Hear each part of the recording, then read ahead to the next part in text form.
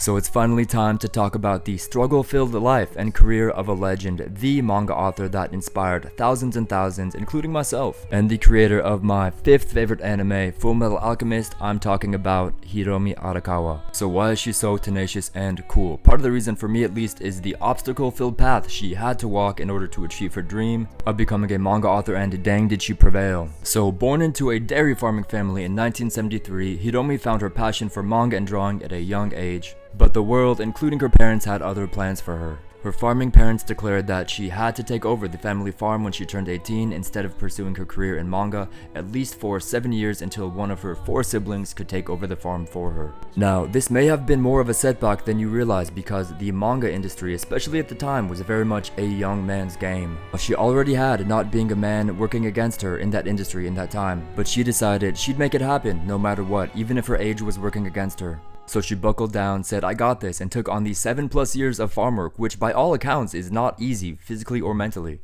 And finally, in 1999, she moved to Tokyo to pursue manga, but found the stigma of being a woman trying to publish shonen action-adventure manga working against her. And again, absurdly, at that time in the manga world, her age of only 28 was considered almost too old for a woman to be breaking into the industry. But she is so cool. Even through all that, she managed to get a job as a manga assistant, and through that, she eventually got to pitch her first 50-page one-shot manga to a publisher, and it blew them away. She got published, won awards, inspired tons of women manga authors who wanted to write outside of their expected genre of romance, and the rest is history. And again, I am very much amongst the inspired. There have been times when I have felt it has been too late for me to get into something that I very much wanted to do. A story like this fuels me to do it anyway, and that has resulted in some of the most positive, pivotal points in my life and career. So cheers, Hiromi Arakawa, you absolute legend.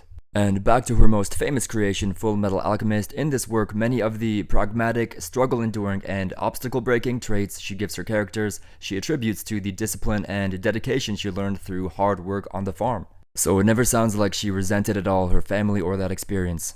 Anyway, she's a boss and a half. Check out Fullmetal Alchemist if you have not. Every episode and character really attack as a unit with a really fulfilling plotline that never leaves room for you to lose interest for a heartbeat, I would say.